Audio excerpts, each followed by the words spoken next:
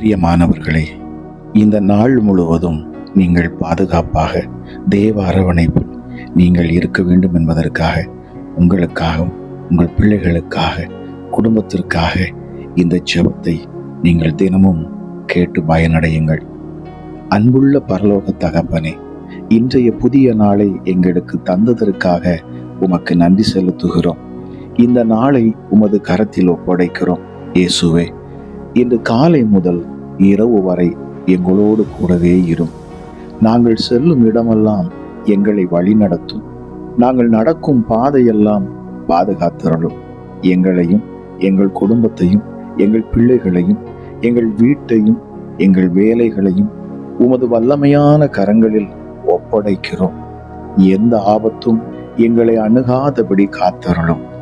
எந்த தீமையும் எங்களை தொடாதபடி பாதுகாத்தருளும். விபத்துக்கள், ஆபத்துக்கள், தீய மனிதர்கள், தீய திட்டங்கள் அனைத்திலும் இருந்து எங்களை விலக்கி காத்தருளும்.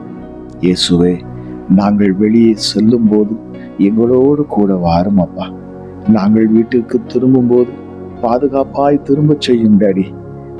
வாகனத்தில் பயணம் செய்ய போது பாதுகாத்தருளும். வேலைக்கு செல்லும் போது பாதுகாத்தருளும்.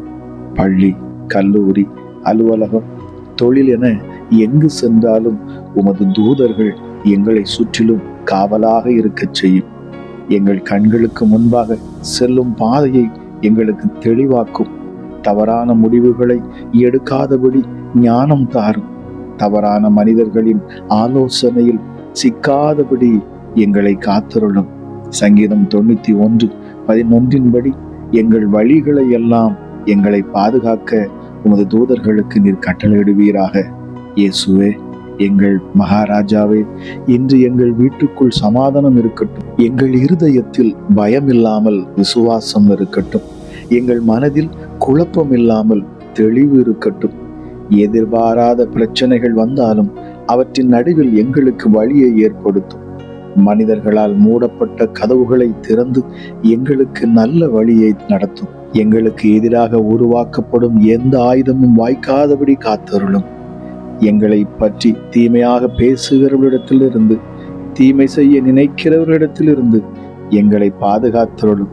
இயேசு மகாராஜாவே, இன்று எங்கள் உடலையும் ஆத்துமாவையும் மனதையும் காத்தருளும்.